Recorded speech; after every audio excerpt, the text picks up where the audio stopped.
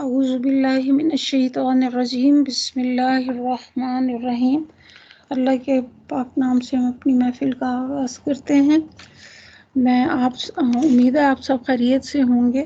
میں آپ سب کو ICSE کی طرف سے دورہ قرآن میں خوش آمدید کہتی ہوں۔ سب سے پہلے ہم سورہ فاتحہ سے آغاز کرتے ہیں۔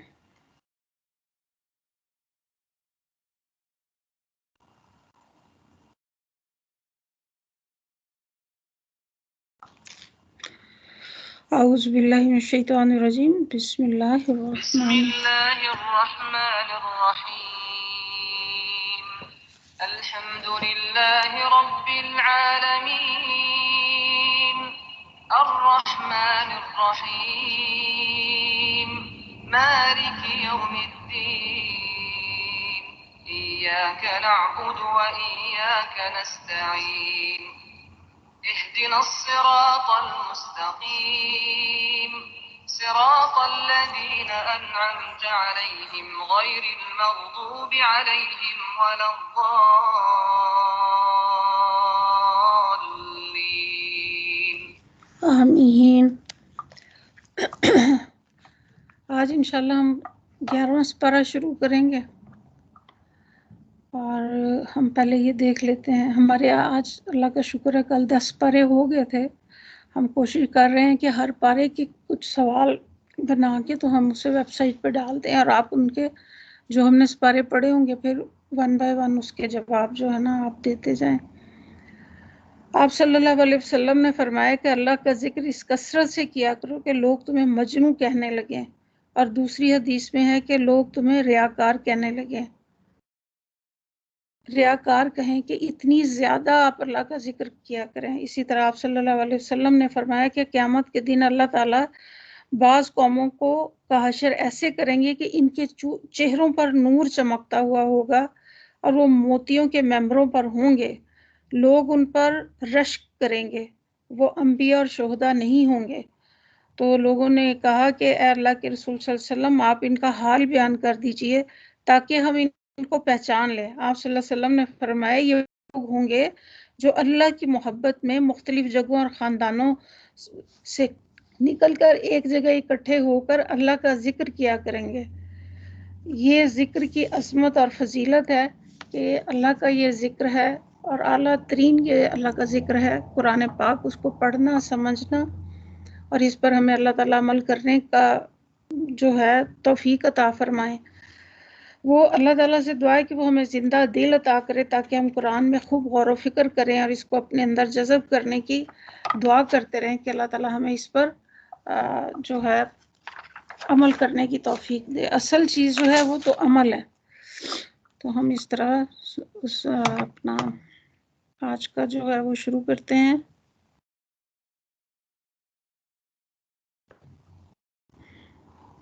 پہلے ہم آیات سن لیتے ہیں۔ بسم اللہ الرحمن الرحیم۔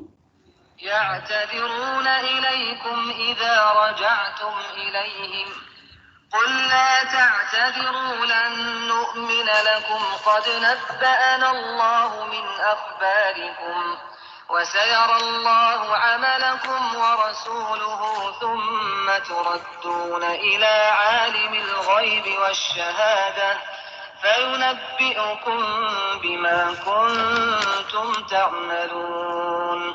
سيحلفون بالله لكم إذا انقلبتم إليهم لتعرضوا عنهم فأعرضوا عنهم إنهم رجس ومأواهم جهنم جزاء بما كانوا يكسبون۔ يحلفون لكم لترضوا عنهم فإن ترضوا عنهم فإن الله لا يرضى عن القوم الفاسقين۔ الأعراب أشد كفرا ونفاقا وأجدر ألا يعلموا حدود ما أنزل أنزل الله على رسوله والله عليم حكيم ومن الأعراب من يتخذ ما ينفق مغرما ويتربص بكم الدوائر عليهم دائرة السوء والله سميع عليم ومن الأعراب من يؤمن بالله واليوم الآخر ويتخذ ما ينفق قربات عند الله وصلوات الرسول ألا إنها قربة لهم سيدخلهم الله في رحمته إن الله غفور رحيم. بسم اللہ الرحمن الرحیم. اللہ کے پاک نام سے اپنی محفل کا آغاز کرتے ہیں. رب اشرح لی صدری ویسر لی امری واحلل عقدۃ من لسانی یفقہوا قولی. آمین یا رب العالمین. اللہم ارنا الحق حقا وارزقنا. کل کی جو آیات ہم نے پڑھی تھی وہ بھی تھوڑا سا دیکھ لیتے ہیں اور یہاں سے شروع کرتے ہیں. تم جب پلٹ کر ان کے پاس پہنچو گے. کل ہم نے سورہ توبہ شروع کی تھی اور یہ سورہ توبہ جو ہے یہ نازل ہوئی تھی جنگ تبوک کے بعد. اور یہ وہی واقعہ چل رہا ہے کہ جو لوگ پیچھے رہ گئے تھے، جنہوں نے جنگ میں حصہ نہیں لیا تھا، کیونکہ جنگ تبوک جو تھی وہ عام جنگ کا اللہ کے نبی صلی اللہ علیہ وسلم نے اعلان کر دیا تھا. تو جب عام جنگ کا اعلان ہوتا ہے جہاد کا تو پھر یہ فرض ہو جاتا ہے. اور پھر جو لوگ پیچھے رہ گئے، کچھ اپنی جسمانی کمزوری کی وجہ سے اور کچھ اپنی نفسانی کمزوری کی وجہ سے، اور زیادہ تر وہ لوگ تھے جو نفاق میں بہت آگے تھے، یعنی کہ وہ کہتے تھے ہمارا مال لے لیں لیکن ہم نہیں جا سکتے. تو اللہ تعالیٰ ایک ایک پوائنٹ کو جو ہے اس میں پیش کر رہے ہیں اور یہ ہمارے لیے بھی اس میں ایک سبق ہے. مسلمانوں کے لیے بھی ہمیں آخر قرآن یہ کیوں سنایا جا رہا ہے، کیوں اللہ کے نبی صلی اللہ علیہ وسلم نے کہا کہ یہ اگر میں اپنے پیچھے دو چیزیں چھوڑے جا رہا ہوں، ایک قرآن اور دوسری میری سنت ہے. جو انہیں مضبوطی سے پکڑ لے گا وہ کبھی بھی راہ ہدایت سے نہیں بھٹکے گا. کیوں کہ قرآن کے اندر وہ تمام قومیں جنہوں نے جہالت کی، جنہوں نے اللہ کی آیات کو ماننے سے انکار کیا، اور وہ لوگ جو کہ بظاہر زبان سے کہتے تھے کہ ہم ایمان لے آئے لیکن ان کے دلوں کے اندر ایمان نہیں تھا، نفاق تھا، اور وہ کسی بھی طرح مسلمانوں کی جماعت کو نقصان پہنچانا چاہتے تھے. تو ان کی منافقت بھی اللہ تعالیٰ نے کھول کے رکھ دی. اور ہمیں اس میں یہ سبق ہے کہ اگر ہم ایمان لائے ہیں تو پھر اللہ کے اوپر ایمان لانے کا حق ادا کریں، اللہ کی قدر پہچانیں کہ اللہ کی قدر کیا ہے. اللہ تعالیٰ نے دیکھے رہتی دنیا تک کے لیے ہمارے پاس یہ نسخہ چھوڑ دیا آپ صلی اللہ علیہ وسلم کے ذریعے، اور ایک ایک چیز جو ہے وہ ہم تک پہنچ گئی. اسے ہم اپنے گھریلو زندگیوں میں بھی طاری کر کے دیکھ سکتے ہیں کہ اگر بظاہر منہ سے ہم کہتے ہیں کہ ہم ٹھیک ہیں، اگر دل میں کہتے ہیں کہ نہیں. یہ حضرت سودا رضی اللہ کی جب شادی ہوئی تو آپ صلی اللہ علیہ وسلم جب ان سے پوچھا، جب گھر آ گئیں تو آپ صلی اللہ علیہ وسلم نے ان سے پوچھا کہ سودا آپ کو کیا بھوک لگی ہے؟ تو انہوں نے کہا کہ نہیں. تو آپ صلی اللہ علیہ وسلم نے فرمایا بھوک اور جھوٹ کو اکٹھا نہ کرو. تو آپ دیکھیں کہ دیکھا جائے تو کتنی معمولی سی بات ہے، اور اگر دیکھا جائے تو بہت بڑی بات ہے کہ اللہ کے رسول صلی اللہ علیہ وسلم نے فرمایا کہ جھوٹ اور بھوک کو اکٹھا نہ کرو. یعنی کہ ہمیں ہر چیز جو ہے دل میں رکھنے کی ضرورت نہیں ہے. یہ گھریلو معاملات جو ہوتے ہیں ان کو درست رکھنے کے لیے یہ ضروری ہوتا ہے کہ آپ دل میں کوئی بات نہ رکھیں. اپنے جو آپ کا ساتھی ہے یا اپنا شوہر ہے اس کے ساتھ جو ہے مناسب وقت ہے کہ مناسب بات جو اسے ڈسکس ہمیں کرنا چاہیے.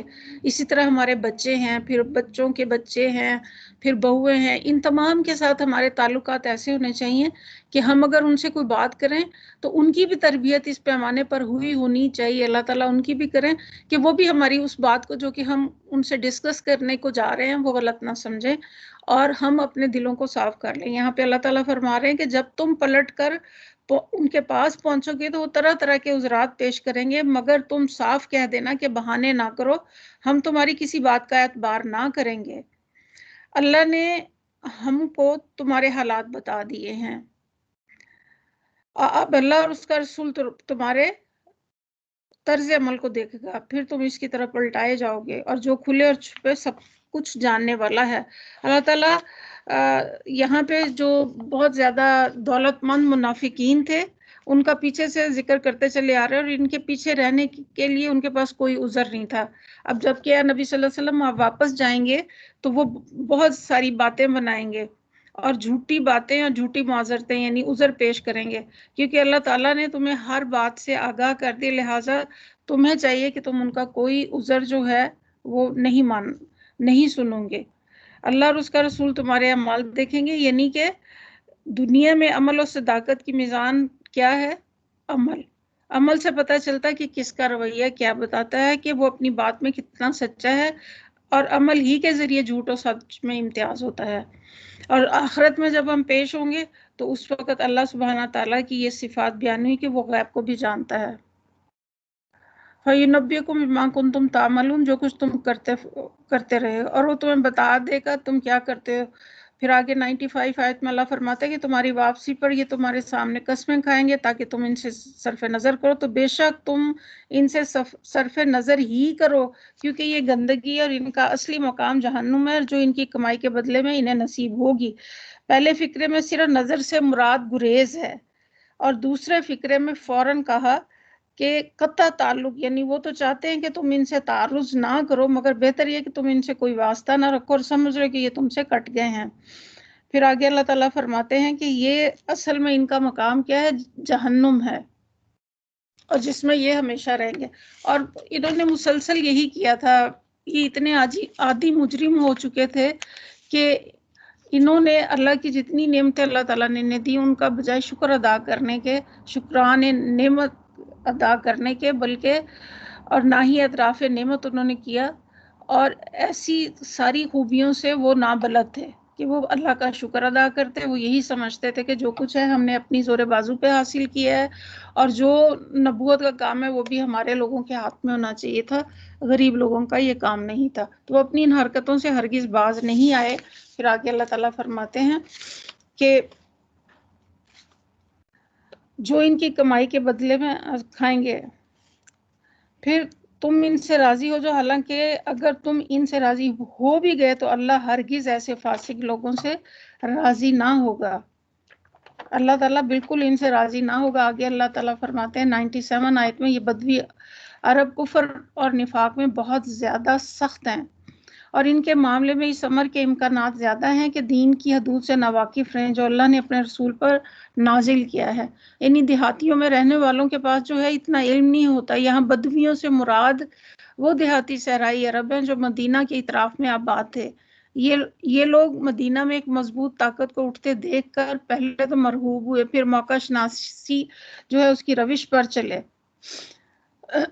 تو یہاں پہ ان بدویوں کے بارے میں کہا جا رہا ہے کہ ان کا جو زیادہ یہ جہالت میں ہوتے ہیں، اور جہالت دور کرنے کے لیے علم حاصل کیا جاتا ہے تاکہ دل کی سختی بھی جائے اور اس کے رویے اور اخلاق کی سختی بھی ختم ہو۔ اور ہم نے دیکھا ہے کہ دنیا کا علم بھی حاصل کیے ہوئے ہوں، ایک پڑھا لکھا سمجھدار انسان ایک خاص قسم کی ہمبلنس اور عاجزی ہوتی ہے، اس کے برعکس ان پڑھ کے اندر ایک کھردرا پن ہوتا ہے۔ تو علم حاصل کرنے کے لیے علماء کے پاس بیٹھنا ضروری ہوتا ہے۔ تو یہاں پہ ان بدوؤں کو خاص طور پہ یہ کہا جا رہا ہے کہ یہ کفر و نفاق میں بہت زیادہ سخت اور دین کی حدود سے ناواقف تھے جو اللہ نے اپنے رسول پر نازل کیا۔ پھر آگے اللہ تعالیٰ اللہ سب کچھ جانتا، حکیم اور دانا ہے، اللہ ہر چیز پر قادر اور اللہ ہر چیز کو جانتا ہے۔ آپ صلی اللہ علیہ وسلم کو حضرت عائشہ رضی اللہ کہتی ہیں کہ جو شخص اللہ کی رضا لوگوں کو ناراض کر کے تلاش کرے گا تو لوگوں سے پہنچنے والی تکلیف کے سلسلے میں اللہ اس کے لیے کافی ہو جائے گا۔ ہر حال میں ہمیں کیا کرنا ہے؟ اللہ کو راضی رکھنا ہے۔ اور یہ لوگ ان تمام احساسات سے اور ان تمام چیزوں سے بالکل نابلد تھے، ان کی عقل میں یہ باتیں ہرگز نہیں آتی تھی۔ اللہ سب کچھ جانتا ہے۔ پھر آگے اللہ فرماتے وَمِنَ الْأَعْرَابِ مَن يَتَّخِذُ مَا يُنْفِقُ، ان بدویوں میں ایسے لوگ موجود ہیں جو اللہ کی راہ میں خرچ کرتے ہیں تو اسے اپنے اوپر اس کی چٹی سمجھتے ہیں۔ مطلب یہ ہے کہ جو زکوٰۃ ان سے وصول کی جاتی ہے یہ ایک جرمانہ سمجھتے ہیں۔ مسافروں کی ضیافت اور مہمانداری کا جو حق ان پر عائد کیا گیا وہ ان کو بری طرح کھلتا ہے، اور اگر کسی جنگ کے موقع پر یہ کوئی چندہ دیتے ہیں تو اپنے دلی جذبے سے اور اللہ کی حب کی خاطر نہیں دیتے، بلکہ بادلے نخواستہ اپنی وفاداری کا یقین دلانے کے لیے کافی ہوتا ہے۔ یہاں پہ اللہ تعالیٰ نے خاص طور پہ اس چیز کو وضاحت کیا ہے کہ یہ وہ بدوی ہیں جو کہ اللہ کی راہ میں زکوٰۃ بھی دیتے ہیں، اور جو صدقات دیتے ہیں وہ اللہ کے چہرے کے لیے نہیں، اللہ کی رضا کے لیے نہیں دیتے۔ تو اللہ کا قرب حاصل ہمیں کیسے ہوتا ہے؟ ایمان کے بعد انفاق فی سبیل اللہ ہے، اور اس کے بعد انسان کے دل میں بخل نہیں رہتا، دل میں تنگی نہیں رہتی۔ اسی طرح جیسے حدیث کا مفہوم ہے نا کہ جب انسان کوئی گناہ کرتا ہے تو وہ پھر توبۃ النصوح کرے، توبہ کرے، پھر اللہ کے آگے گڑ گڑا کر دعا مانگے، اور پھر وہ صدقہ بھی کرے۔ تو یہاں پہ کیا چیز بتائے گی کہ ان کے اپنی وفاداری کا صرف یقین دلانے کے لیے کرتے ہیں۔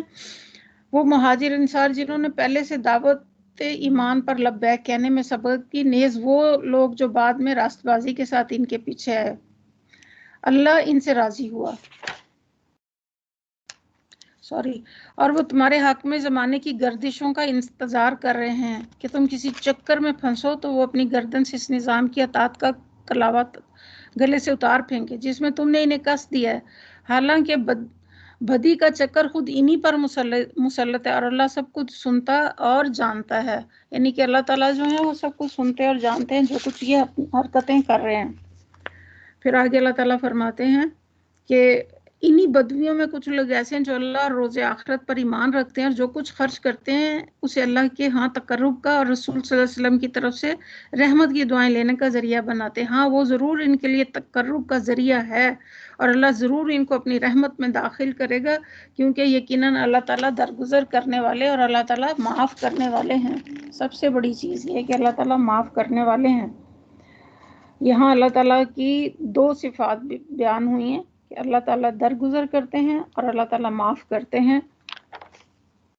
پھر آگے فرمایا والسابقون الاولون من المہاجرین والانصار والذین اتبعوہم بإحسان رضی اللہ عنہم ورضوا عنہ،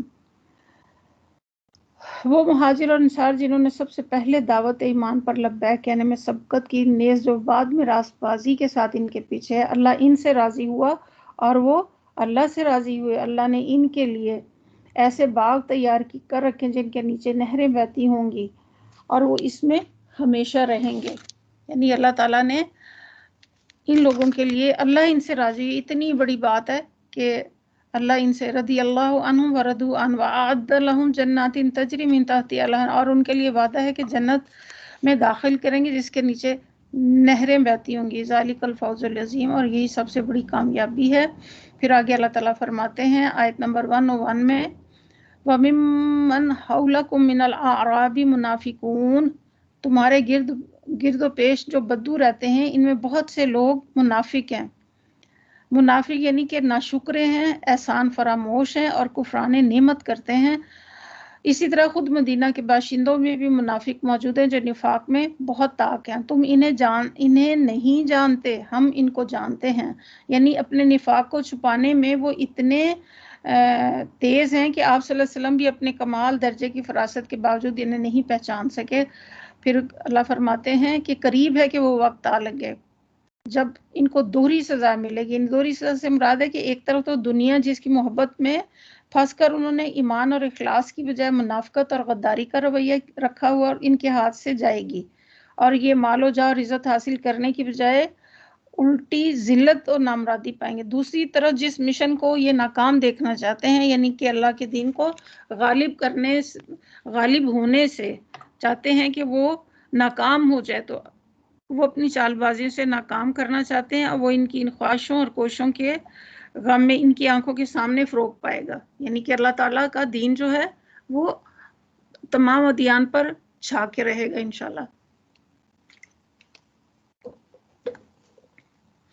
پھر آگے اللہ فرماتے ہیں وآخرون، کچھ اور لوگ ہیں جنہوں نے اپنے قصوروں کا اعتراف کر لیا، ان کا عمل مخلوط ہے، کچھ نیک ہیں اور کچھ بد، بعید نہیں کہ اللہ ان پر پھر مہربان ہو جائے کیونکہ وہ درگزر کرنے والا اور رحم فرمانے والا ہے۔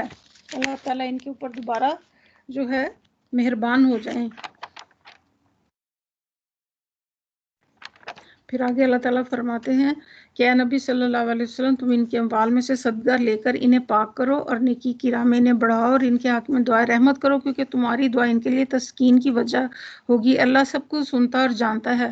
یہاں پہ ان لوگوں کی بات ہو رہی ہے جو اولین تھے، سب سے پہلے مہاجرین، انہوں نے ہجرت بھی کی اور انہوں نے جنگ بدر میں مطلب ساری جنگوں میں حصہ بھی لیا، لیکن اس جنگ میں خاص طور پہ ان کی کچھ نفسانی کمزوری کی وجہ سے وہ اگر اس میں شامل نہیں ہو سکے تو اللہ تعالیٰ ان کے اوپر مہربان ہو جائے گا، ان سے درگزر کا معاملہ کرے گا۔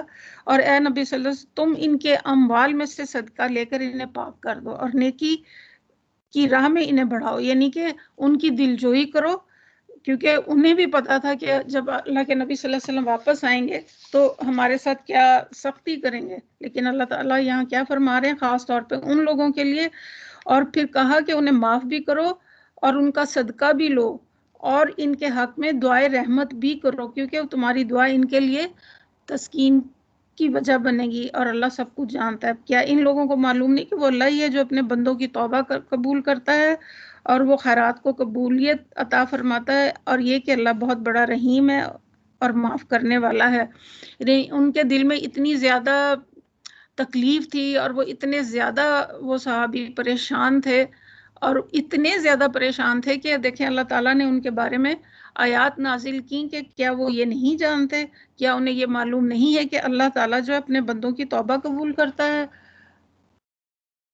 اور اللہ معاف کرنے والا ہے۔ اور آگے اللہ فرماتے ہیں آیت نمبر 105 میں، اے نبی صلی اللہ علیہ وسلم ان لوگوں سے کہہ دو کہ تم عمل کرو اور اللہ اور اس کا رسول اور مومنین سب دیکھیں گے کہ تمہارا طرز عمل کیا ہے۔ یہاں جھوٹے مدعی ایمان اور گناہگار مومن کا فرق صاف واضح کیا کہ جو شخص ایمان کا دعویٰ کرتا ہے مگر فی الواقع خدا اور اس کے دین اور جماعت مومنین کے ساتھ کوئی خلوص نہیں رکھتا، اس کے عدم اخلاص کا ثبوت اگر اس کے طرز عمل سے مل جائے تو اس کے ساتھ سختی کا برتاؤ کیا جائے گا۔ خدا کی راہ میں صرف کرنے کے لیے وہ کوئی ٹال مٹول پیش کرے تو اسے رد کیا مر جائے تو نہ مسلمان اس کی نماز یہ منافق کے لیے اور نہ کوئی مومن اس کے لیے دعائے مغفرت کرے گا، چاہے وہ اس کا باپ یا بھائی کیوں نہ ہو۔ باخلاف اس کے جو شخص مومن ہے اور اسے کوئی غیر مخلصانہ طرز عمل سرزد ہو جائے، وہ اگر اپنے قصور کا اعتراف کرے تو اس کو معاف کیا جائے، اس کے صدقات بھی اللہ تعالیٰ کہتے ہیں قبول کیے جائیں اور اس کے لیے دعائے رحمت بھی کی جائے۔ وہ اپنے قصوروں کے لیے عذرات اور تعویلات اور توجیحات پیش نہیں کریں گے، بلکہ جو قصور ہوا اسے سیدھی طرح مان لیں گے اور اس کے سابقہ طرز عمل پر نگاہ ڈال کر دیکھا جائے گا کہ یہ عدم اخلاص کا عادی مجرم تو نہیں ہے۔ تیسرا یہ کہ اس کے آئندہ طرز عمل پر بھی نگاہ رکھی جائے گی کہ آیا اس کا اعتراف قصور محض زبانی ہے۔ تو اس میں جو ہے خاص طور پہ انہی لوگوں کے بارے میں بتایا گیا کہ جن سے بشری تقاضا سمجھیں کہ نفسان ان کا یہ تھا کہ وہ نہیں جنگ میں جا سکے تھے، تو ان کے بارے میں اللہ تعالیٰ کتنی اعلان بات کر رہے ہیں کہ وہ عذر بھی نہیں پیش کریں گے، وہ کوئی بہانہ بھی نہیں بنائیں گے، بلکہ وہ اپنے قصور کا اعتراف کریں گے۔ تو آپ صلی اللہ علیہ وسلم کا کام یہ ہے کہ آپ ان سے درگزر کریں، انہیں معاف کر دیں، ان کے صدقات قبول کر لیں اور پھر ان کے حق میں دعا کریں تاکہ ان کے دل جو ہیں خوش ہو جائیں۔ اے نبی صلی اللہ علیہ وسلم ان لوگوں سے کہہ دو کہ تم عمل کرو، اللہ اور اس کا رسول اور مومن سب دیکھیں گے تمہارا اب طرز عمل کیا ہے۔ یعنی کہ یہاں پہ 3 چیزیں جو بتائیں کہ پھر اس کے بعد ان کی 3 چیزیں بتائیں کہ تم جو بھی عمل کرو گے اس پر نگاہ رکھی جائے گی اور آئندہ کے تمہارے جو طرز عمل اس پر نظر ہوگی، پھر تم اس کی طرف پلٹائے جاؤ گے، اور جو کھلے اور چھپے کو جانتا ہے بما کنتم تعملون، اور وہ تمہیں بتا دے گا کہ تم کیا کرتے رہے ہو۔ یعنی مطلب کہ آخرکار معاملہ اس خدا کے ہاتھ میں جس سے کوئی چیز چھپ نہیں سکتی، اس لیے بالفرض اگر کوئی شخص دنیا میں اپنے نفاق کو چھپانے میں کامیاب ہو جائے اور انسان جن معیاروں پر کسی کے ایمان اور اخلاص کو پرکھ سکتے ہیں ان سب پر پورا اتر جائے تو یہ نہ سمجھنا چاہیے کہ وہ نفاق کی سزا پانے سے بچ نکلا۔ یہاں پہ انہی لوگوں سے کہا جا رہا ہے۔ آیت نمبر 106 میں اللہ تعالیٰ فرماتے وآخرون مرجعون لامر اللہ اما يعذبهم واما يتوب علیہم اللہ علیم حکیم۔ کچھ اور لوگ ہیں جنہوں نے ایک مسجد بنائی اس غرض سے کہ کچھ لوگ دوسرے ہیں جن کا معاملہ بھی اللہ کے حکم پر ٹھہرا ہوا، چاہے انہیں سزا دے اور چاہے ان پر عز سر نو مہربان ہو جائے، اللہ سب کچھ جانتا اور حکیم ہے۔ یعنی یہ وہ لوگ تھے جن کا معاملہ مشکوک تھا اور ان کے منافق ہونے کا فیصلہ کیا جا سکتا تھا، نہ گناہ گار مومن ہونے کا۔ ان دونوں چیزوں کی علامت ابھی پوری طرح نہ ابھری تھی، اسی لیے اللہ تعالیٰ نے ان کے معاملے کو ملتوی کر رکھا۔ پھر آگے اللہ تعالیٰ فرماتے ہیں کچھ اور لوگ بھی ہیں جنہوں نے ایک مسجد بنائی، والذین اتخذوا مسجدا ضرارا وکفرا وتفریقا بین المؤمنین، کچھ اور لوگ ہیں جنہوں نے ایک مسجد بنائی اس غرض کے لیے کہ دعوت حق کو نقصان پہنچائے اور اللہ کی بندگی کرنے کی بجائے کفر کریں اور اہل ایمان میں پھوٹ ڈال دیں، اور اس بظاہر عبادت گاہ کو اس شخص کے لیے کمین گاہ بنائے جو اس سے پہلے اللہ اور اس کے رسول کے خلاف برسرے پیکار ہے۔ وہ ضرور قسمیں کھا کھا کر کہیں گے کہ ہمارا ارادہ تو بھلائی کے سوا کسی اور چیز کا نہ تھا، مگر اللہ گواہ ہے کہ وہ قطعی جھوٹے ہیں۔ انہوں نے جو ہے مسجد جو بنائی تھی منافقوں نے، ان کا یہ تھا کہ جب آپ وہاں سے جنگ سے واپس پلٹیں گے تو آپ سے اس مسجد کا جو ہے آپ آ کے اس کا افتتاح کریں گے، نماز پڑھائیں گے۔ تو اللہ تعالیٰ نے پہلے ہی اس راز کو کھول دیا، تو اللہ کے نبی صلی اللہ علیہ وسلم نے پہلے ہی ایک دستہ بھیج دیا تھا اس مسجد کو گرانے کے لیے۔ پھر تم ہرگز، آیت نمبر 108 ہے کہ تم ہرگز اس عمارت میں کھڑے نہیں ہونا، خاص طور پہ منع کیا گیا۔ جو مسجد اول روز سے تقوی پر قائم کی گئی تھی وہی اس کے لیے زیادہ موزوں ہے کہ تم اس میں عبادت کے لیے کھڑے ہو، اور اس میں سے ایسے لوگ جو پاک رہنا پسند کرتے ہیں، اللہ کو پاکیزگی اختیار کرنے والے پسند ہیں۔ پھر آگے اللہ تعالیٰ فرماتے ہیں اور پھر کیا تمہارا خیال ہے کہ بہتر انسان وہ ہے جس نے اپنی عمارت کی بنیاد خوف خدا اور اس کی رضائے طلب پر رکھی ہو، یا وہ جس نے اپنی عمارت ایک وادی کی کھوکھلی بے ثبات ککر پر اٹھائی اور پھر اسے لے کر سیدھی جہنم کی آگ میں جا گری۔ ایسے ظالم لوگوں کو اللہ کبھی سیدھی راہ نہیں دکھاتے۔ میں نے بتایا نا کہ یہ مسجد زرار تھی جو مسلمانوں کو نقصان پہنچانے کے لیے بنائی تھی انہوں نے، کہ وہاں بیٹھ کر مسلمانوں کو نقصان پہنچے۔ اللہ تعالیٰ نے آپ صلی اللہ علیہ وسلم کو اس پہ وحی کے ذریعے اطلاع دے دی اور خاص طور پہ منع کیا کہ آپ اس مسجد میں نہیں بیٹھیں گے جس کی بنیاد کس پہ ہے، ایک کھوکھلی بے ثبات ککر پہ رکھی گئی ہے۔ ککر یہاں ندی یا دریا کے اس کنارے پر ہوتا ہے جس کے نیچے کی مٹی کو پانی نے کاٹ کاٹ کر بہا دیا ہو اور اوپر کا حصہ بے سہارا کھڑا۔ جو لوگ اپنے عمل کی بنیاد خدا سے بے خوفی اور اس کی رضا سے بے نیازی پر رکھتے ہیں، ان کی تعمیر حیات کو یہاں اس عمارت سے تشبیہ دی گئی کہ جو ایک کھوکھلے بے ثبات کنارہ دریا پر اٹھائی گئی ہو، اور یہ ایک بے نظیر اللہ تعالیٰ نے یہ تشبیہ دی جس سے زیادہ بہتر طریقے صورتحال کی نقشہ کشی نہیں کی جا سکتی۔ اس کی پورے معنی ذہن نشین کرنے کے لیے یوں سمجھے کہ دنیاوی زندگی وہ ظاہری سطح جس پر مومن، منافق، کافر، صالح، فاجر اور غرض تمام انسان کام کرتے ہیں، مٹی کی اس اوپری سطح کی طرح جس پر دنیا میں ساری عمارتیں بنائی جاتی ہیں، اور طے بتا اپنے اندر کوئی پائیداری نہیں رکھتی، بلکہ اس کی پائیداری کا انحصار اس پر ہوتا ہے کہ اس کے نیچے کی ٹھوس زمین موجود ہو۔ اگر کوئی طے ایسی ہو جس کے نیچے زمین کسی مثلاً دریا کے پانی سے کٹ چکی ہو تو ناواقف انسان اس کی ظاہری حالت سے دھوکہ کھا کر اس پر اپنا مکان بنائے گا۔ تو ایمان کی حالت بھی ایسی ہے کہ بالکل اگر جیسے ایمان اور عمل کا کیا تعلق ہے، ایمان بیج ہے اور عمل جو ہے وہ درخت ہے، اگر اس کی بنیاد مضبوط ہوگی تو عمل اچھا ہوگا۔ اور اسی طرح کسی بھی عمارت یعنی کہ اسلام کی جو فاؤنڈیشن بنیاد جو ہے لا الہ الا اللہ، اللہ کے اوپر ایمان اور یقین ہے، اگر وہی اس کی بنیاد نہ ہو تو پھر جو چیز بھی ہوگی وہ کھوکھلی ہوگی۔ آگے اللہ تعالیٰ فرماتے ہیں اور وہ اسے لے کر سیدھی جہنم میں جا گرے گی۔ یہ عمارت جو انہوں نے بنائی ہمیشہ ان کے دلوں میں بے یقینی کی جڑ بنی رہے گی، اور جن کے نکلنے سے اب کوئی صورت نہیں بجوز اس کے کہ ان کے دل ہی پارا پارا ہو جائیں۔ اور اللہ کیا ہے؟ اللہ نہایت باخبر، حکیم اور دانا ہے۔ یعنی ان منافقانہ اتنے بڑے جرم کا ارتکاب کر کے اپنے دلوں کو ہمیشہ ہمیشہ کے لیے ایمان کی صلاحیت سے انہوں نے محروم کر لیا، اور بے ایمانی کا روگ اس طرح ان کے دلوں کے ریشے ریشے میں پیوست ہو گیا ہے کہ جب تک ان کے دل باقی ہیں یہ روگ بھی ان میں موجود رہے گا۔ اللہ سے کفر کرنے کے لیے جو شخص اعلانیہ بت خانے بنائے، یہ اس کے دین سے لڑنے کے لیے کھلم کھلا مورچے اور دمدمے تیار کرے، تو اس کی ہدایت تو کسی نہ کسی طرح ممکن ہے، کیونکہ اس کے اندر راست بازی، اخلاص اور اخلاقی جرت کا وہ جوہر تو بنیادی طور پر محفوظ رہتا ہے جو حق پرستی کے لیے بھی اسی طرح کام آ سکتا ہے جس طرح باطل کے لیے وہ کام کرتا ہے۔ پھر آگے اللہ تعالیٰ فرماتے ہیں، بہت ہی پیاری آیت ہے، اللہ کہتے ہیں ان اللہ اشتری من المؤمنین انفسهم واموالهم بان لهم الجنہ۔ آیت نمبر 111 یقاتلون فی سبیل اللہ فیقتلون ویقتلون وعدا علیہ حقا فی التوراۃ والانجیل حقا فی التوراۃ والانجیل والقرآن ومن اوفی بعہدہ من اللہ فاستبشروا۔ اللہ حقیقت یہ کہ اللہ نے مومنوں سے ان کے نفس اور ان کی مال جنت کے بدلے میں خرید لیے۔ یہ اتنی بڑی بات ہے، اس میں دو پہلو ہیں۔ اللہ نے مومنوں سے ان کی نفس اور ان کے مال جنت کے بدلے خرید لیے، اور دونوں چیزیں کس کی ہیں؟ اللہ رب العالمین نے ہی ہمیں جان دی اور اللہ تعالیٰ نے ہی ہمیں مال دیا، اور اللہ کا کتنا بڑا کرم ہے کہ اللہ تعالیٰ ہمیں یہ کہتے ہیں ان اللہ اشتری من المؤمنین، کہ حقیقت کہ اللہ نے مومنوں سے ان کے نفس اور ان کے مال جنت کے بدلے خرید لیے، کہ اگر جو اپنا مال اللہ کی راہ میں خرچ کرے گا اور وہ جہاد کرے گا اپنی جانوں کے ساتھ، تو اللہ اس کے بدلے میں انہیں اپنی بہترین جنتوں میں جگہ دیں گے۔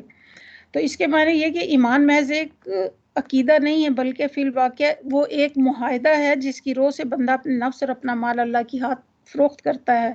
اس کے معاوضے میں اللہ تعالیٰ کی طرف سے اس وعدے کو قبول کر لیتا ہے، مرنے کے بعد دوسری زندگی میں سے جنت عطا کرے گا اس کے معاوضے میں۔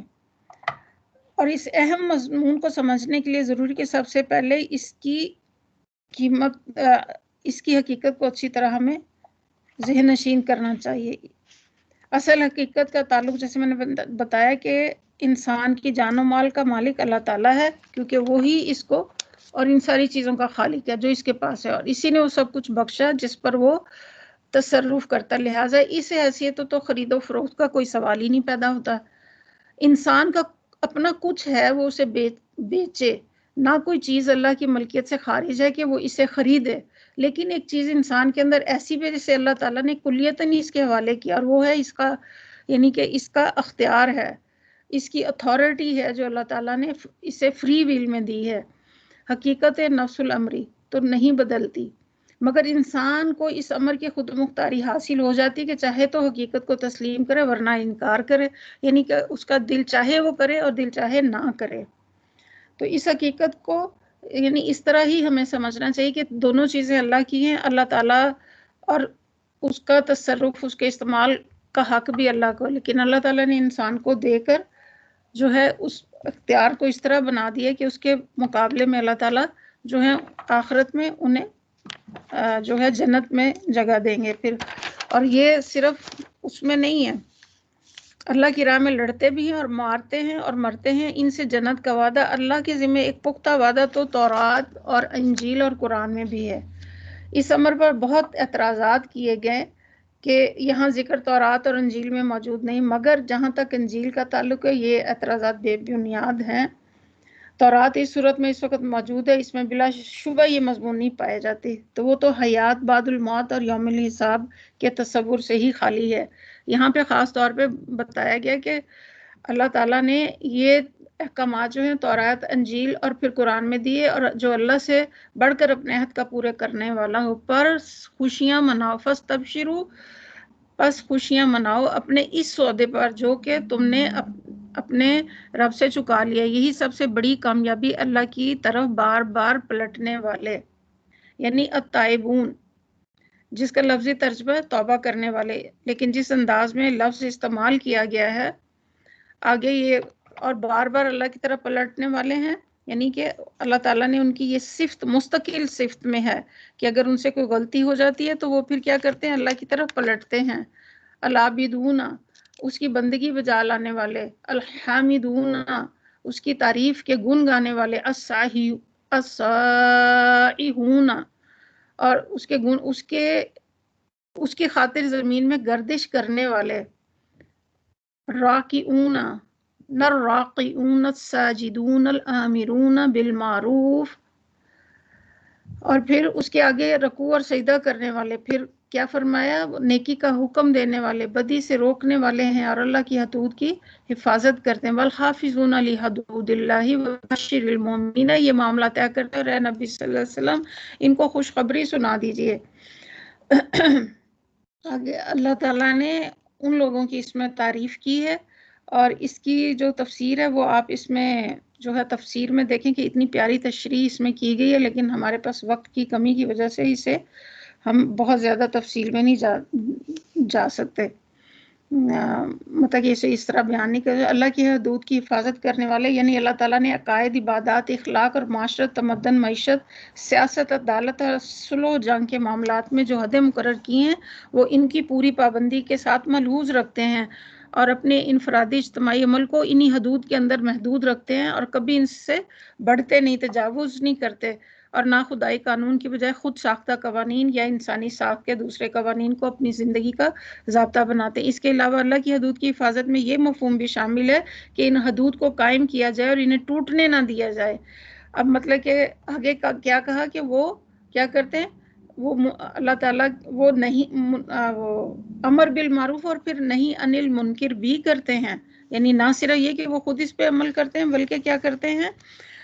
لہٰذا سچے اہل ایمان کی تعریف صرف اتنی ہی نہیں کہ وہ خود اللہ کی حدود کی پابندی کرتے ہیں، بلکہ مزید برآں ان کی یہ صفت بھی ہے کہ وہ دنیا میں اللہ کے مقرر کردہ حدود کو قائم کرنے کی کوشش کرتے ہیں، ان کی نگہبانی کرتے ہیں اور اپنا پورا زور اس کوشش میں لگا دیتے ہیں کہ یہ حدیں ٹوٹنے نہ پائیں.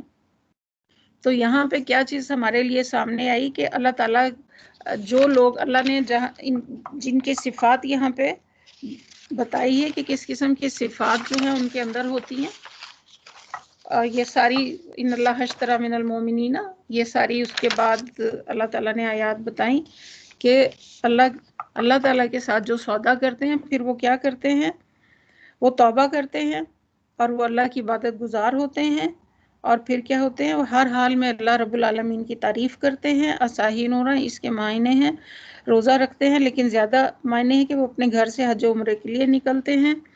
پھر آگے فرمایا کہ صدقہ کرنے کے لیے دعا کرتے ہیں. پھر ایک موقع پر عبداللہ بن عوف کہتے ہیں کہ میرے والد آپ صلی اللہ علیہ وسلم کے پاس صدقہ لے کر آئے تو آپ نے، یہ حدیث ہے، آپ نے فرمایا اللہم صلی علی ابی اوفا، اے اللہ ابو اوفا کی اولاد پر رحمت فرما. یعنی صدقے کے جو اثرات ہیں وہ صرف صدقہ کرنے والے پر نہیں ہوتے، ان کی نسلوں میں بھی خیر پہنچتی ہے. وائل بن حجر کہتے ہیں کہ آپ صلی اللہ علیہ وسلم نے ایک شخص کو زکوٰۃ وصول کرنے کے لیے بھیجا. وہ ایک شخص کے پاس آیا تو اس نے کمزور سا اونٹ کا بچہ دیا یا یہ زکوٰۃ میں. تو آپ صلی اللہ علیہ وسلم نے فرمایا ہم نے اللہ اور اس کے رسول صلی اللہ علیہ وسلم کی طرف سے ایک شخص کو صدقہ وصول کرنے کے لیے روانہ کیا، لیکن اس شخص نے کمزور سا اونٹ کا بچہ دیا. اللہ اس میں اور اس کے اونٹوں میں برکت نہ فرمانا.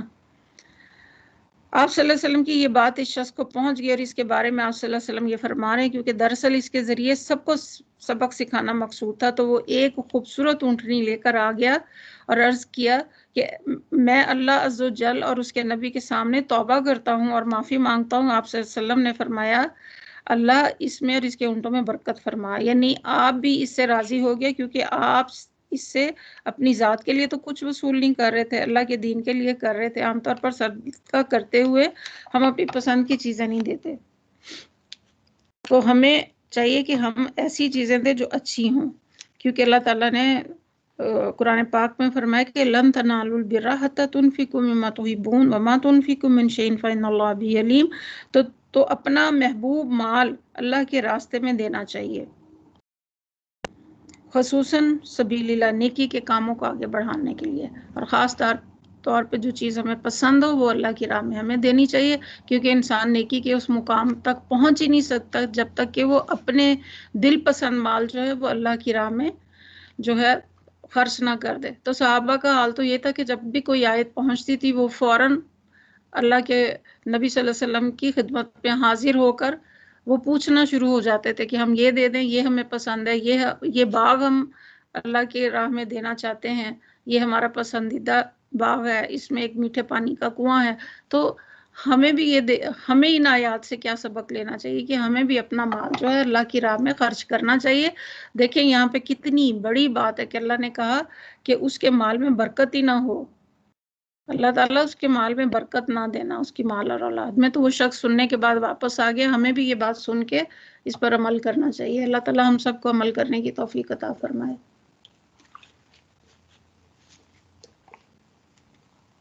پھر آگے اللہ تعالیٰ فرماتے ہیں آیت نمبر 113 میں،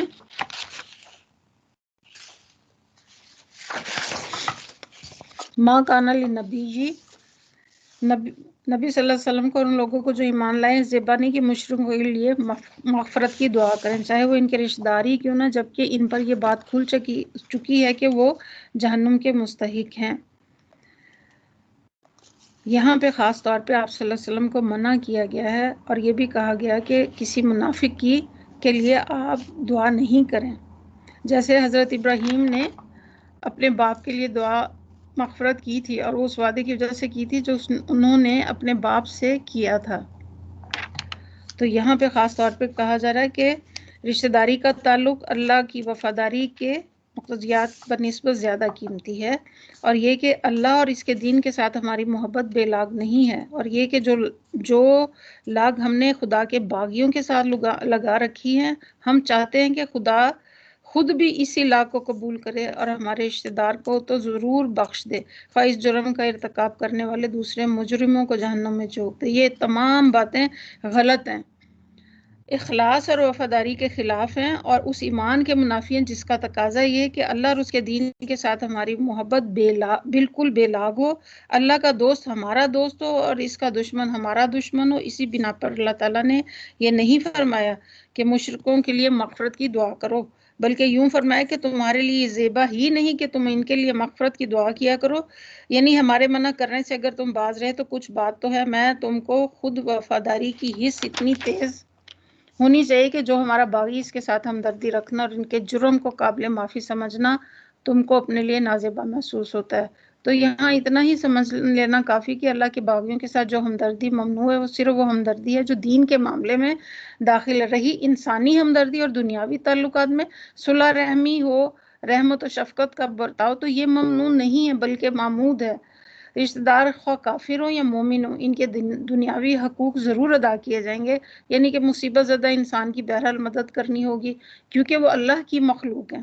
حاجت مند آدمی کو بہر صورت سہارا دیا جائے گا، بیمار اور زخمی کے ساتھ ہمدردی میں کوئی کسر نہ اٹھا رکھی جائے گی، اس طرح یتیم کے سر پر یقیناً شفقت کا ہاتھ رکھا جائے گا۔ یہ معاملات اس لیے کیے گئے کہ تاکہ ان تمام اخلاقیات سے متاثر ہو کر وہ اپنا رویہ جو ہے چھوڑ دیں، لیکن ان کے لیے خاص طور پہ منع کیا گیا کہ تم سب کچھ کرو، یہ انسانی ہمدردی ہے، لیکن اللہ کا جو وہ باغی ہے اس کے لیے مغفرت کی دعا نہیں کرو۔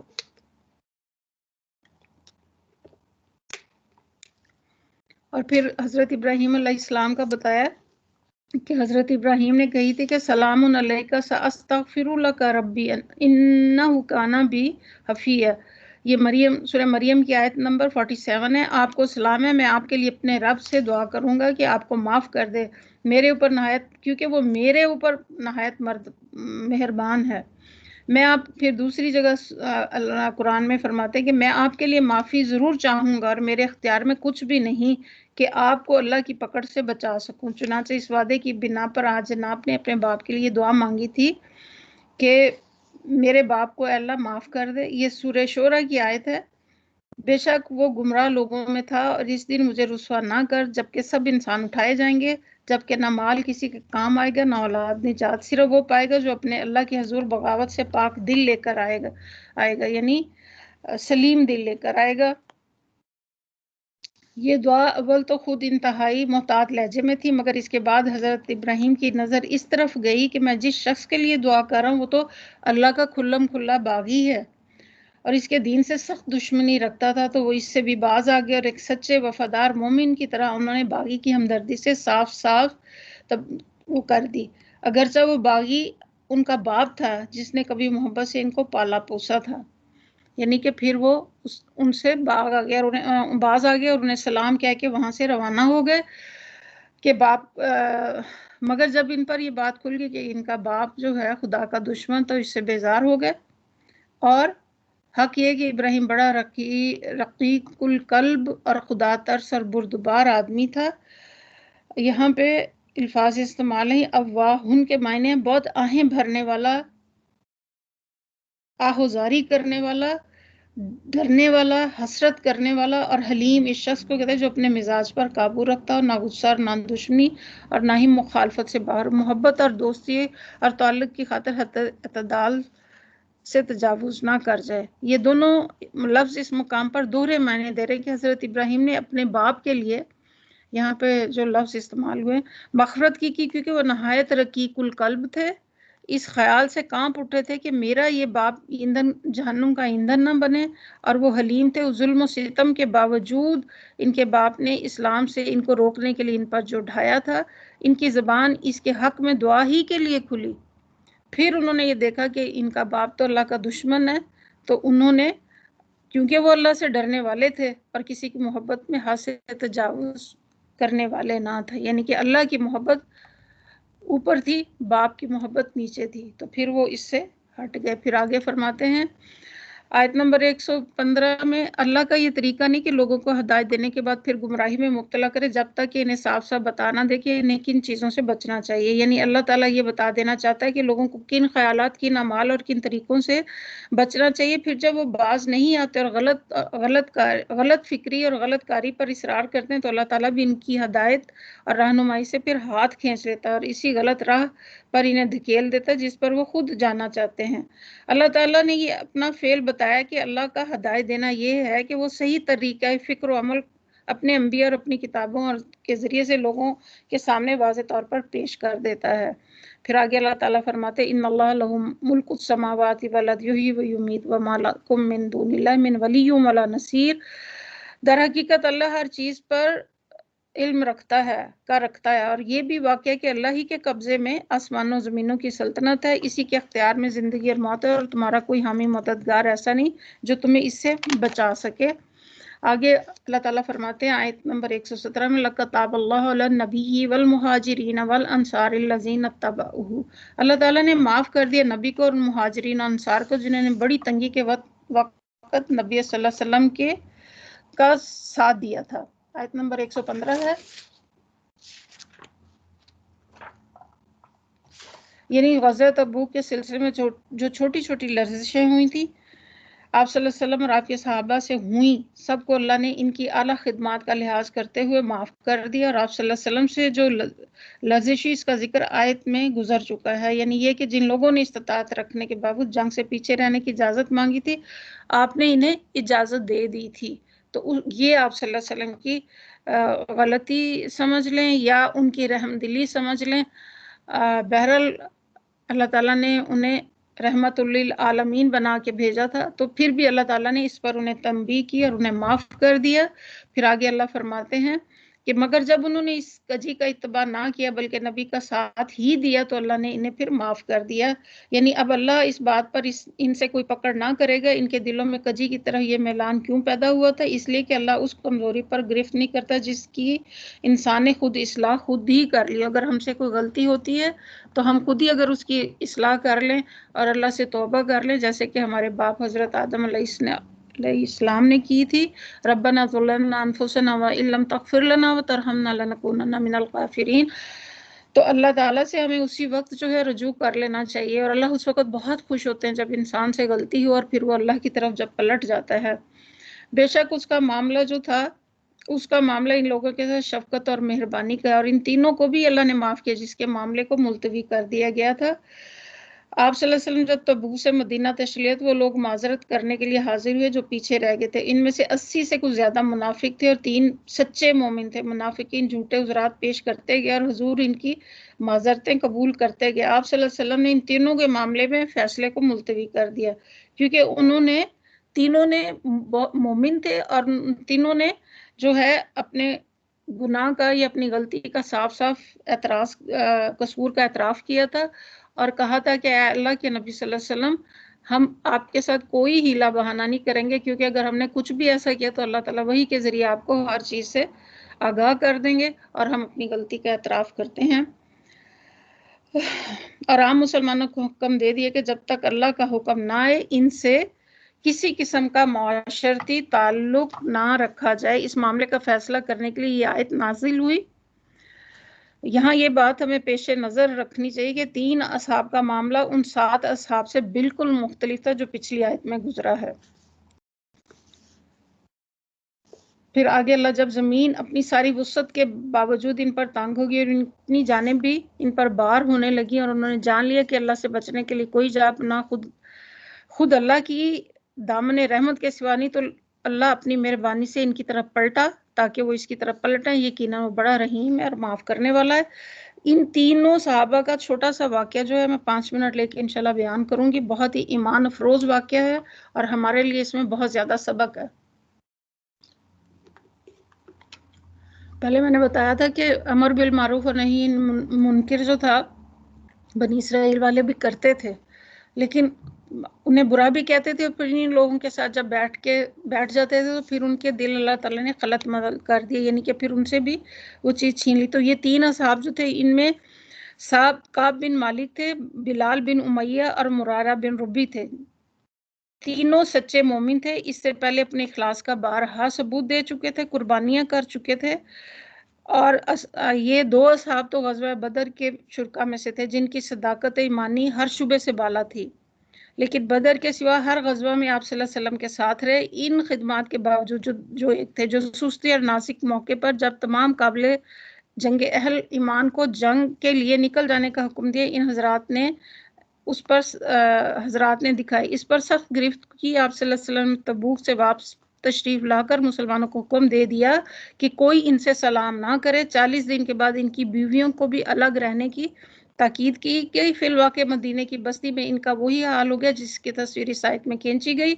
ان تینوں صحابوں میں سے حضرت کعب بن مالک نے اپنا قصہ بڑی تفصیل سے بتایا کہ غزوہ تبوک کی تیاری کے زمانے میں آپ صلی اللہ علیہ وسلم جب کبھی کسی مسلمانوں سے شرکت جنگ کی اپیل کرتے تھے، میں دل میں ارادہ رکھتا تھا کہ چلنے کی تیاری کروں گا، مگر پھر سستی کر جاتا اور کہتا تھا ابھی کیا ہے، جب چلنے کا وقت آئے گا تو تیار ہونے میں کون سی دیر لگے گی۔ اس طرح بات ٹلتی رہی یہاں تک کہ لشکر کی روانگی کا وقت آیا اور میں تیار نہ تھا۔ میں نے دل میں کہا کہ لشکر کو چلنے دو، میں 1-2 روز بعد راستے ہی میں ان سے جا ملوں گا، مگر پھر وہی سستی جو ہے اس نے راستہ روکا۔ اس زمانے میں جب کہ مدینہ میں رہا اور میرا دل یہ دیکھ کر بے حد کڑتا تھا کہ میں پیچھے لوگوں کے ساتھ رہ گیا ہوں، وہ یا تو منافق ہیں اور یا ضعیف ہیں اور مجبور، جن کو اللہ نے معذور کر رکھا ہے۔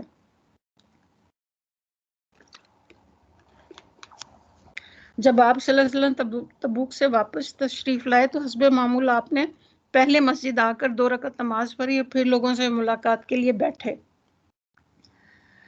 تو کہتے ہیں کہ جب میری باری آئی میں نے سلام کیا، آپ میری طرف دیکھ کر مسکرائے، فرمایا تشریف لائیے، آپ کو کس چیز نے روکا تھا؟ میں نے عرض کیا اللہ کی قسم اگر میں اہل دنیا میں سے کسی کے سامنے حاضر ہوا ہوتا تو ضرور کوئی نہ کوئی بات بنا کر اس کو راضی کرنے کی کوشش کرتا۔ یہ حضرت کعب بن مالک فرما رہے ہیں۔ تو اللہ ضرور بناتا۔ آپ کے متعلق میں یقین رکھتا ہوں کہ اگر اس وقت کوئی جھوٹا عذر پیش کیا، میں نے آپ کو راضی کر بھی لیا تو اللہ ضرور آپ کو مجھ سے پھر ناراض کر دے گا۔ البتہ اگر سچ کہوں تو آپ ناراض ہی کیوں نہ ہو، مجھے امید ہے کہ میرا اللہ معاف کر دے گا مجھے۔ واقعہ یہ کہ میرے پاس کوئی عذر نہیں ہے جسے میں پیش کروں، میں جانے پر پوری طرح قادر تھا۔ اس پر آپ نے فرمایا یہ شخص ہے جس نے سچی بات کہی، اچھا اٹھ جا اور انتظار کر یہاں تک کہ اللہ تمہارے معاملے میں کوئی فیصلہ کرے۔ میں اٹھا اور اپنے قبیلے کے لوگوں میں جا بیٹھا، یہاں تک کہ سب میرے پیچھے پڑ گئے اور مجھے بہت ملامت کی، تو نے یہ کیوں عذر پیش کیا؟ یہ باتیں سن کر میرا نفس بھی کچھ آمادہ ہونے لگا، پھر حاضر ہو کر کوئی بات بنا دوں، مگر جب معلوم ہوا کہ 2 اور صالح آدمی مرارہ بن ربی اور بلال بن امیہ بھی وہی سچی بات کہی جو میں نے کہی تھی، تو مجھے تسکین ہوئی۔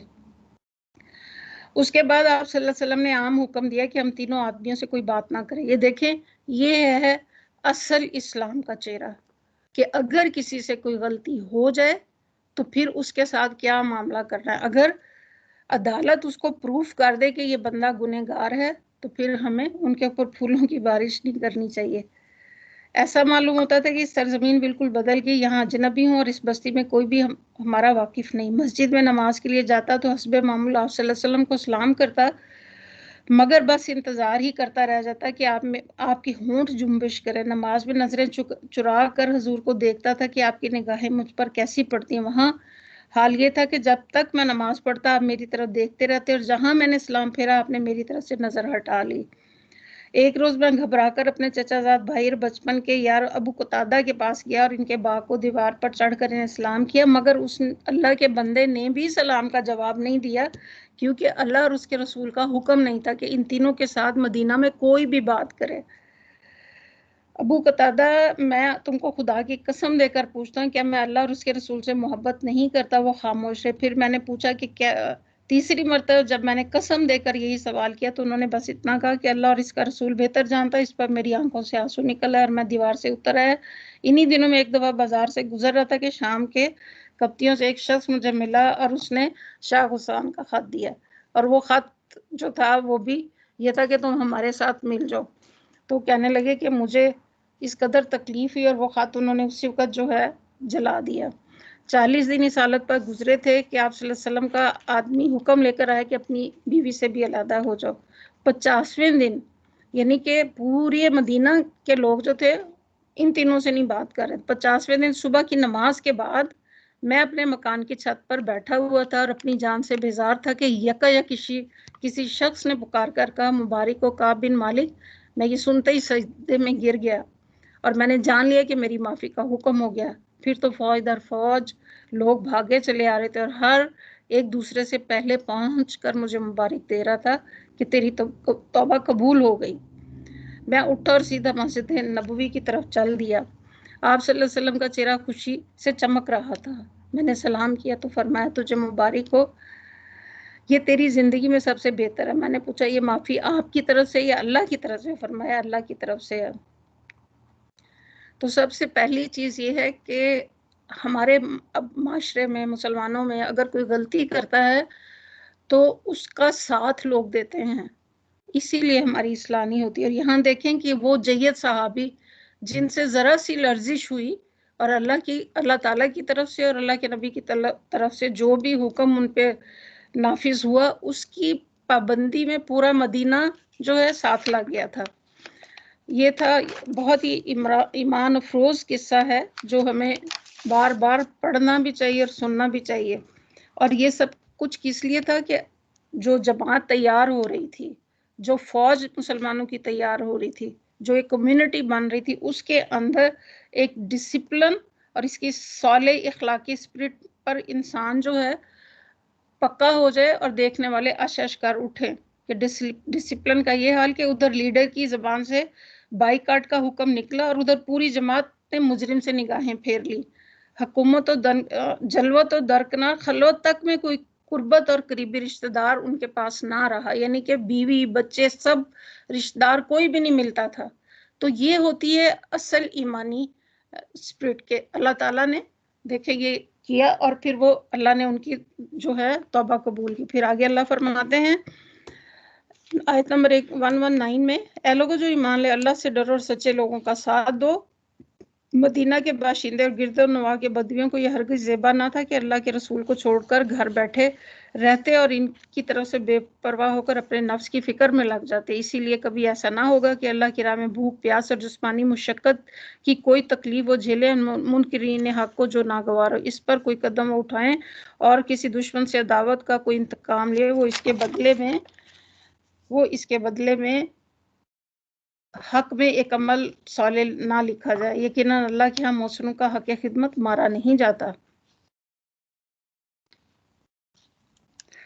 تو آپ صحیح بخاری میں آپ سے روایت ہے کہ آپ صلی اللہ علیہ وسلم نے فرمایا، ایک رات میں سرحدوں کی حفاظت میں پہرا دینے والا، یعنی کہ پہرا دینا مجھے پسند ہے اس سے کہ میں شب قدر میں حجر اسود کے سامنے پوری رات قیام کروں۔ یہ آپ صلی اللہ علیہ وسلم فرما رہے ہیں، جنت میں مجاہدین فی سبیل اللہ کے درجے بنا رکھے، ہر درجے کے درمیان زمین اور آسمان کا فاصلہ ہے۔ جس شخص کے پاؤں اللہ کی راہ میں خاک آلود ہوئے ان پر اللہ نے آگ حرام کر دی۔ جس نے ایک روزہ اللہ کے راستے میں رکھا، 70 سال کے لیے اس کا چہرہ آگ سے اللہ دور کر دیں گے۔ اور 6 چیزیں اللہ نے شہید کے لیے رکھیں کہ پہلا قطرہ خون کا قطرہ گرتے ہی معافی، نمبر 2 جنت میں اپنا مقام، نمبر 3 عذاب قبر سے وہ محفوظ رہے گا، نمبر 4 قیامت کی ہولناکیوں سے پناہ، اور پھر وقار کا تاج پہنایا جائے گا۔ بڑی بڑی آنکھوں والی 72 حوریں ان کے نکاح میں دی جائیں گی۔ چھٹا وہ اپنے 70 اقارب کی شفاعت کرا سکے گا۔ تم میں بہتر شخص وہ ہے جو اللہ کی راہ میں نکلے. تو یہاں پہ جو ہے کہ محسنوں کا اللہ تعالیٰ کہتے ہیں کہ پھر جو اللہ کی راہ میں نکلتے اللہ ان کا حق نہیں مارتے. پھر آگے اللہ تعالیٰ فرماتے ہیں آیت نمبر 120، اس طرح یہ کبھی نہ ہوگا کہ راہ خدا میں تھوڑا یا بہت خرچہ اٹھائیں اور صحیح کریں، کوئی وادی پار کریں اور ان کے حق میں نہ لکھا جائے تاکہ ان کے پاس اچھے کارنامے کا صلہ انعطا کرے. اور جو کچھ ضروری نہ تھا کہ اہل ایمان سارے کے سارے نکل کھڑے ہوتے، مگر ایسا کیوں نہ ہوا کہ آبادی کے ہر حصے میں سے کچھ لوگ نکل کر آتے اور دین کی سمجھ پیدا کرتے اور واپس جا کر اپنے علاقے اور باشندوں کو خبردار کرتے تاکہ وہ غیر مسلمانہ روش سے باز آ جائیں. یہاں پہ خاص طور پہ یہ بتایا گیا ہے کہ دور دور کے علاقے ہوں یا کوئی ایسے علاقے تو وہاں سے ایک گروپ آئے، وہ دین کا علم سیکھے اور پھر جا کے اپنے جو علاقہ ہے اس کے اندر دین کی تعلیمات دے تاکہ لوگوں کے اندر سے جہالت دور ہو سکے. علم کی اہمیت پہ زور دیا گیا. پھر آگے اللہ تعالیٰ فرماتے ہیں لوگوں جو ایمان لائے ہو جنگ کرو ان منکرین حق سے جو تم سے زیادہ قریب ہیں، اور چاہیے کہ وہ تمہارے اندر سختی پائیں. اشداء علی الکفار رحماء بینہم، یعنی صحابہ کی جو تعریف کی گئی ہے وہ یہ ہے کہ ان کے ماتھے پہ سجدوں کے نشان ہیں اور وہ آپس پہ کتنے شفیق ہیں اور دوسروں کے لیے جو کفار ہیں ان کے لیے کتنے سخت ہیں. اور جان لو کہ اللہ متقیوں کے ساتھ ہے. پھر آگے اللہ تعالیٰ فرماتے ہیں جب کوئی نئی صورت نازل ہوتی تو ان میں سے بعض لوگ مذاق کے طور پر مسلمان سے پوچھتے ہیں کہو تم میں سے کس کے ایمان میں اضافہ ہوا. اس کا جواب یہ کہ جو لوگ ایمان لائے اور ان کے ایمان میں تو فی الواقع ہر نازل ہونے والی صورت اضافہ ہی کیا اور اس سے دل شاد ہیں. البتہ جن لوگوں کے دلوں کا نفاق روگ لگا تھا ان کے سابق نجاست پر ہر نئی صورت نے ایک اور نجاست کا اضافہ کر دیا اور مرتے دم تک کفر میں مبتلا رہے.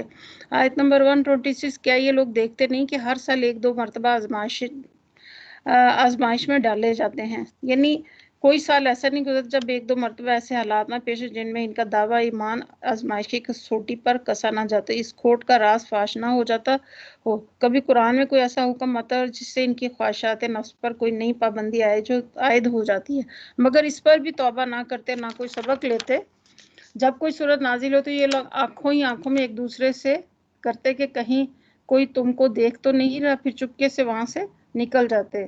یہ ان کا قاعدہ تھا کہ وہ اسی طرح کی حرکتیں کرتے تھے. اللہ نے ان کے دل پھیر دیے کیونکہ یہ نہ سمجھ ہیں، یعنی بیوقوف خود اپنے مفاد کو نہیں سمجھتے، اپنی فلاح سے غافل ہیں اور اپنی بہتری سے بے فکر ہیں. ان کو احساس نہیں کہ کتنی بڑی نعمت ہے جو اس قرآن اور پیغمبر کے ذریعے سے ان کو دی جا رہی ہے، اور اپنی چھوٹی سی دنیا کے اوپر اور اپنے چھوٹے سے مال کے اوپر کتنے مطمئن ہیں. پھر آگے اللہ فرماتے لقد جاءکم رسول من انفسکم، دیکھو تم لوگوں کے پاس ایک رسول ہے جو خود تم میں سے ہی ہے، تمہارا نقصان پر پڑنا اس پر شاک ہے، تمہاری فلاح کا وہ حریص ہے، ایمان لانے والوں کے لیے وہ شفیق اور رحیم ہے. اب اگر یہ لوگ تم سے منہ پھیرتے ہیں تو اے نبی صلی اللہ علیہ وسلم ان سے کہہ دو کہ میرے لیے اللہ بس کرتا ہے، کوئی معبود نہیں، میرے لیے اللہ بس کافی، کوئی معبود نہیں، مگر وہ اس پر میں نے بھروسہ کیا اور وہ مالک ہے عرش عظیم کا. تو یہاں پہ سورۃ توبہ ختم ہوتی ہے. ہم اس میں 5 منٹ کا وقفہ لیتے ہیں پھر اس کے بعد حاضر ہوتے ہیں.